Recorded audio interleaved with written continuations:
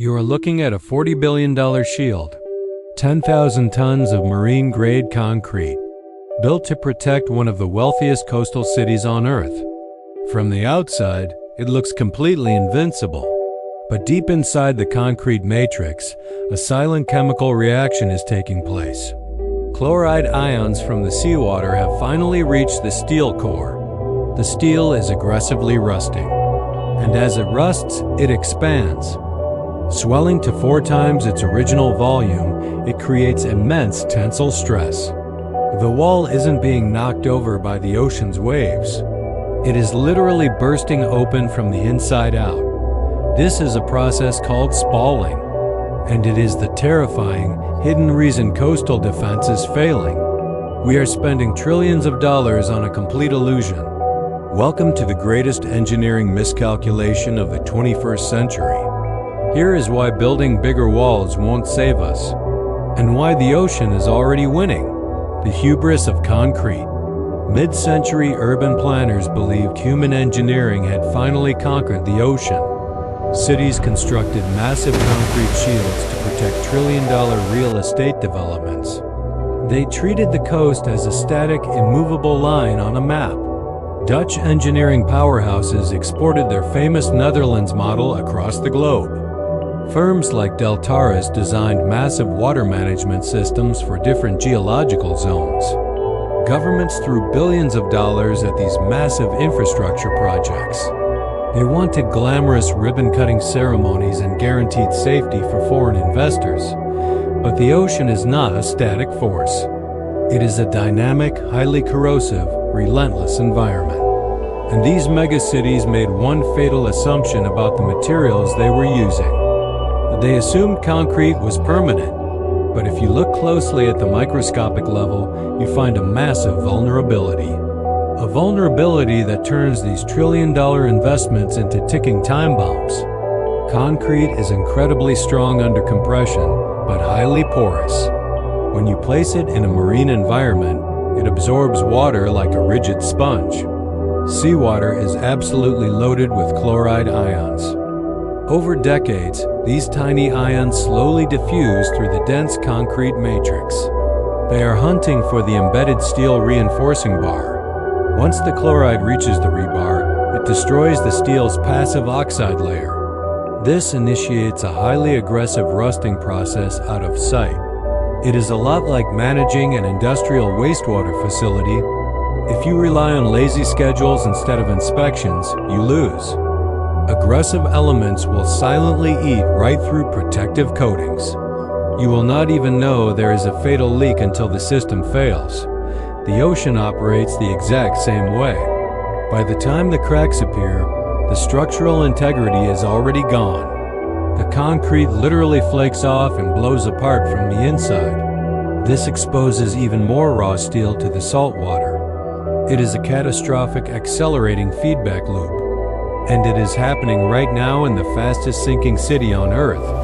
Welcome to Jakarta. Northern Jakarta is currently sinking by 25 centimeters every single year.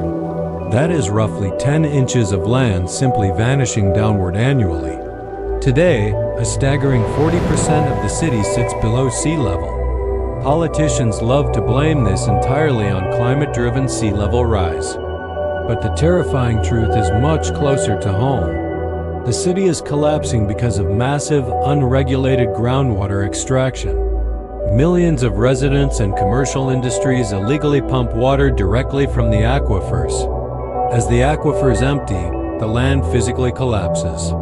The ground is sinking 10 times faster than the ocean is rising. Dr. Harry Andreas has warned about this for years. His data proves that building a seawall without stopping groundwater extraction is useless. But politicians prefer to double down on the illusion.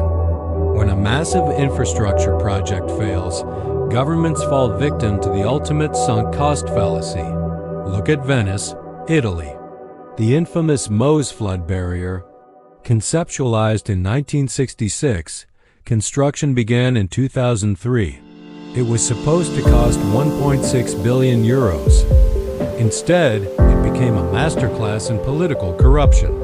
In 2014, a scandal revealed executives siphoned €35 million in bribes. The barrier finally cost nearly $6.2 billion, 4 times the original budget for a system that requires astronomical upkeep. Venice is now trapped paying endless millions just to stop the gates from rusting shut. But financial ruin is not the only consequence. Sometimes, the walls actively destroy the very environment they were built to protect. There is a counterintuitive fact. Seawalls destroy beaches. When a wave slams into a hard concrete wall, energy reflects violently backward. This creates aggressive hydrodynamic vortexes at the base. Engineers call this specific phenomenon toe scour.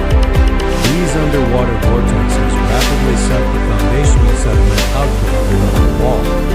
In some geological zones, the walls cannot even stop the water.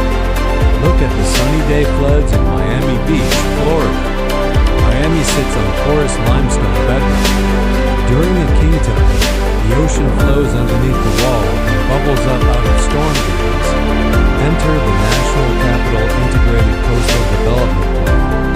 Jakarta's Great Garuda, a staggering $40 billion initiative. It cuts local artisanal fishermen off from the ocean. It destroys the livelihoods of the coastal poor to protect the financial elite. It creates a terrifying false sense of security.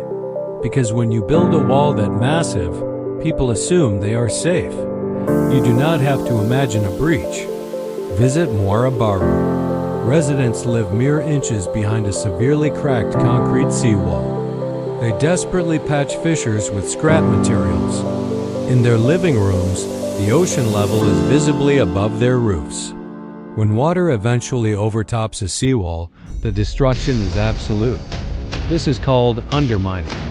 Without the earth to support it, the concrete collapses inward.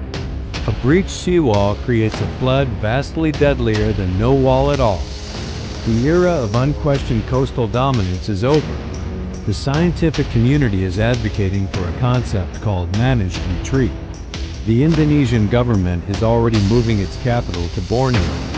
They are admitting that saving Jakarta is physically impossible. The concrete is rotting. The ground is sinking. And the bills are coming due. The ocean is patient, and it is relentless. We can keep building our trillion-dollar shields.